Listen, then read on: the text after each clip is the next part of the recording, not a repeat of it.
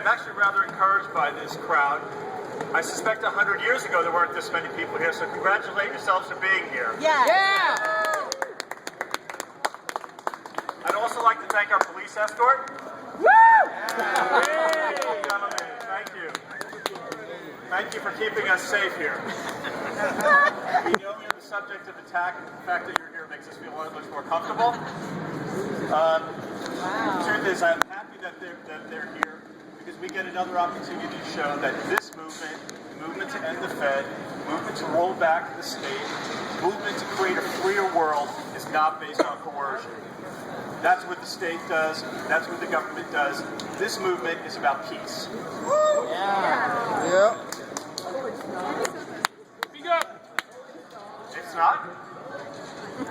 It's for me. It is for me. Variety of opinions. That's okay. Let him talk. Yeah, let him talk. This Federal Reserve is the most transparent scam in the history of the world. Now, Christopher Hitchens used to say that Mother Teresa pulled off the greatest emotional con job of the 20th century.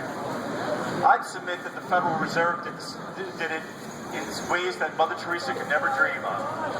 This institution has everyone believing that the world will fall apart unless their wisdom guides us.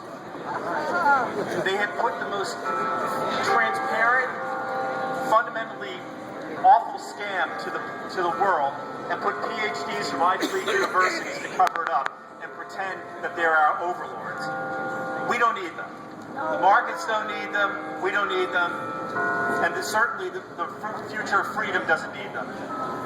You know, today I sent out an email, actually posted it on Facebook first, and I made some comments about this, which some people refer to as hyperbole. And I want to read a little bit for you, if you'll bear with me for a second. Woo! 100 years ago today, Woodrow Wilson signed the Federal Reserve Act, handing over control of the money supply of the United States to bankers.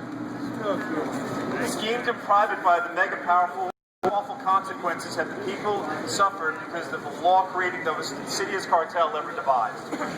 The Fed has financed impossible wars, liberty-destroying federal government, and stolen the wealth of everyone through inflation, all for the gain of the insiders.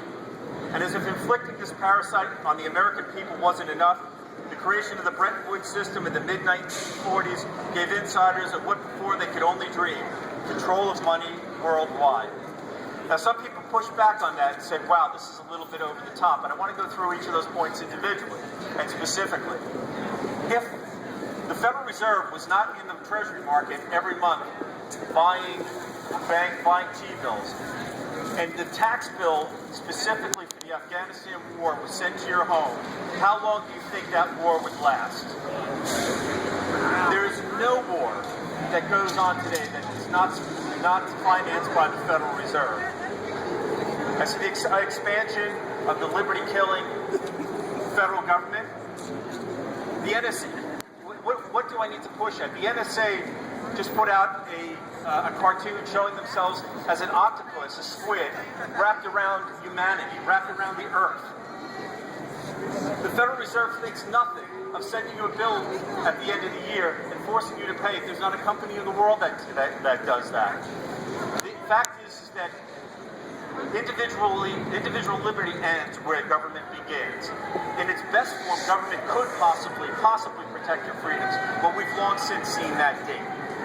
And lastly, if anybody thinks that inflation isn't a redistribution scheme and that the Federal Reserve hasn't destroyed wealth, the dollar today is worth 2% of what it was worth in 1913. 2%. It's lost. The dollar's lost 98% of its value. Where do you think that money went? Do you think that money might have gone to Goldman Sachs through AIG when Warren Buffett lobbied the Federal Reserve to pay them off? Oppress us. BCCI. That, by the way, Warren Buffett is an interesting character. Read about his father, what he stood for, and I can assure you that the apple has fallen far, far, far from the tree. So in any event, I applaud you for being here. I applaud you for keeping up the fight. A few years ago, when some of us started, there weren't very many of us, and now more and more people are catching on. When Ron Paul and Barney Frank put a very tiny window, a pinhole-sized window, into the Dodd-Frank bill, just to see what the Fed did during the financial crisis, what they found out was astounding. Now, I want you to keep in mind that the federal government, Congress, every day fights over $4 trillion budget. $4 trillion. What they found was, in this tiny window, this tiny pinhole, is that the Federal Reserve, during the financial crisis, not only loaned to tons of companies, including GE and all sorts of Harley Davidson, all sorts of companies, but they loaned $16 trillion out to foreign banks. No oversight. Not a word said. Again, the Congress fights over $4 trillion, and the Fed gives out $16 trillion without anybody saying a word. I think it's time to end the Fed. And the Fed!